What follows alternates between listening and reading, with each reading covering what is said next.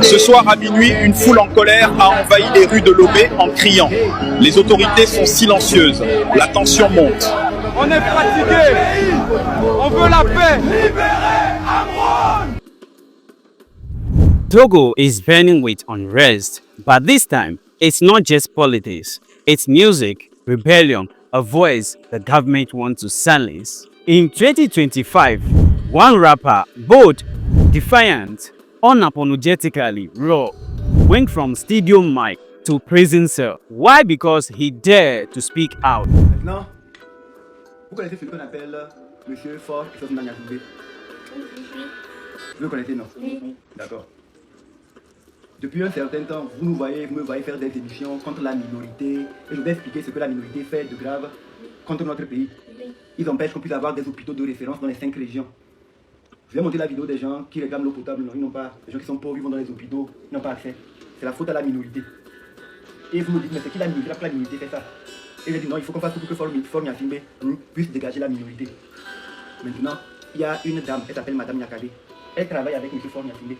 Elle est membre de sa famille. He called out corruption. He rapped about poverty, injustice, and systems suffocating the youth.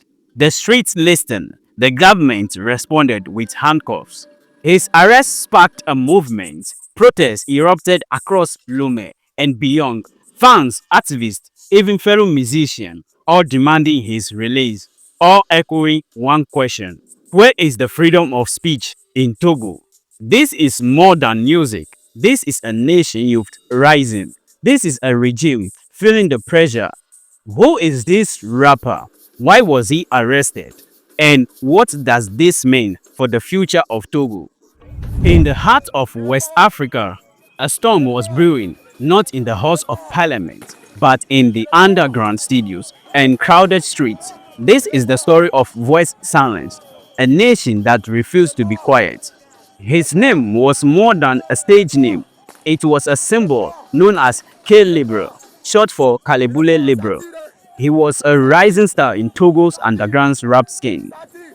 His latest song, Silence to You, Silence Kills, wasn't just music. It was a warning, a battle cry. You steal in daylight, we eat in dreams. You sell our future, we break at the seams. Fans or musicians generally reacted. He wasn't just rapping, he was telling the truth that everyone lived, but no one dared to say loud. In Togo, this 2025 was tense. Youth unemployment at the record highs, inflation was breaking families, and freedom of expression shrinking by the day. The government ignored the signs, but artists felt it. That was why people listened to K Libro. He spoke what he whispered. Then came the crackdown. Days after his video hit 1 million views, K Libro was arrested. No warrant, no official charges, just silence from the authority. Popular Togolese rapper K Libro has been detained, sparking backlash from fans and human rights groups. They took him like a criminal. He did not committed treason, but all he had was a mic.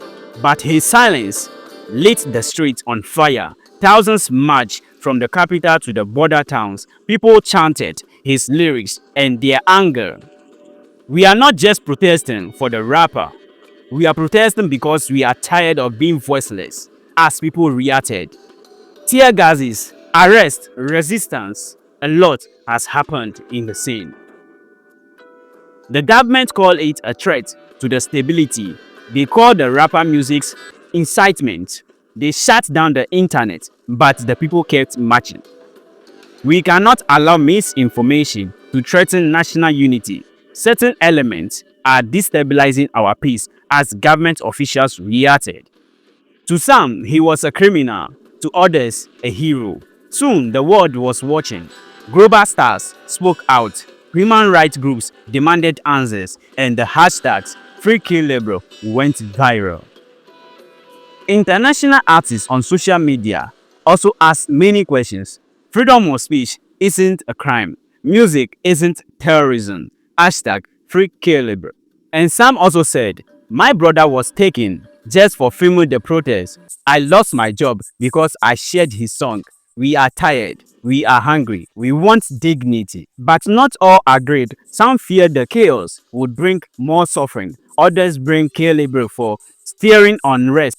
We want change, yes, but not like this. The country is building. It was more than a movement. It was a mirror, a broken system, and a fractured society. Months passed, still no official trial, no statement, no justice. Rumors swirled. Was K Libro still alive? They can try to erase him, but his voice is already in all of us, as fellow rappers says. In the streets of Togo, the fire hasn't gone out. One rapper's word sparked a movement. His silence became a scream. And now a generation is watching, waiting for the day when the truth is no longer a crime. As of today, K Libro remains in detention. No formal charges have been made public. This man was arrested just for saying the truth and speaking out for his people, and he was arrested. Now, Togo is facing some chaos they have never experienced in their entire life. Now, let's get to the beginning of all these problems in the history of Togo. Recent constitutional changes have transformed Togo's presidency into a ceremonial rule, transferring executive power to the newly established position of President of the Council of Ministers.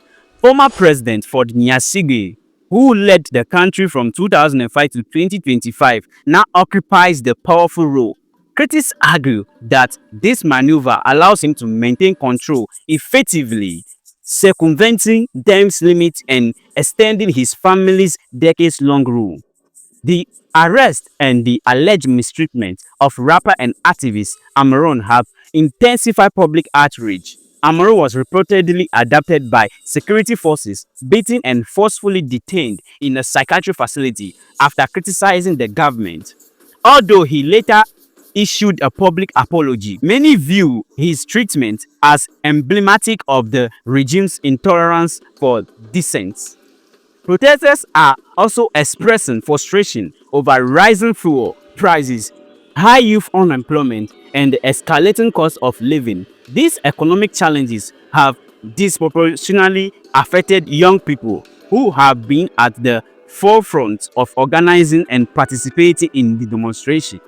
Security forces responded to the protests with heavy presence across Lomé, deploying tear gas to disperse demonstrators and effectively ending the rare public display of opposition. The swift and forceful response underscores the government's determination to suppress dissent and maintain control. The protests reflect deep-seated frustration with the political status quo and economic conditions. Despite the government's effort to curb the unrest, the underlying issue and remained unresolved, suggesting that tension may persist. The situation continues to evolve and further developments are anticipated in the coming days. The streets of Lomé, Togo capital, witnessed a significant uprising. Citizens, predominantly youth, voiced their dissent against political reforms and economic hardship. Currently, the United States of America announced travel restrictions affecting Togo, citing national security concerns. This documentary dives into the roots of the unrest and the implication of international sanctions. Togo, a West African nation, has been under the leadership of Faure Gnassingbé family since 1967. President Faure Gnassingbé assumed power in 2005 following his father's tenure. Over the years, allegations of nepotism and corruption have marred the administration. The concentration of power has enshrined a cultural nepotism in state institutions where family members, relatives, and close allies are appointed in key government positions. In 2024, significant constitutional changes were introduced. The presidency became a ceremonial rule with real power, shifting the newly established president of the Council of Ministers, a position now held by Faure Gnassingbé. A coalition of oppositions, parties, and civil society groups in Togo has condemned President Faure Gnassingbé's recent appointment as the head of a newly created executive body, denouncing it as a constitutional coup. Protests erupted in Lomé again, driven by frustration over political maneuvers and economic challenges. Their videos denounce the high cost of living, youth unemployment, and what they call authoritarian thrift of the regime. Calls for mobilization on June 6 have gone viral, with some netizens even voicing their anger directly on President Faure Gnassingbé's official TikTok page. The government respond with swift and forceful. Security forces disperse protesters using tear gas aiming to quell the dissent. In a show of strength, police officers in Togo deployed in large numbers across the capital, Lomé, on Friday, putting an end to a real demonstration against the government. Amidst domestic unrest, the United States announced travel restrictions on Togo, citing national security concerns. President Donald Trump imposed new travel bans and restrictions affecting a total of 19 countries, citing concern over national security, not just Togo. The Trump administration has cited several reasons for these restrictions, including deficient screening and vetting protocols, risks of overstaying U.S. visas, historic failure to accept back removable nationals, national security concerns, and counter-terrorism efforts. The convergence of international political strife and external sanctions places Togo at a critical junction. The path forward remains uncertain. The protests reflect deep-seated frustration with the political status quo and economic conditions. Despite the government's effort to quell the unrest, the underlying issue remains unsolved, suggesting that tensions may persist.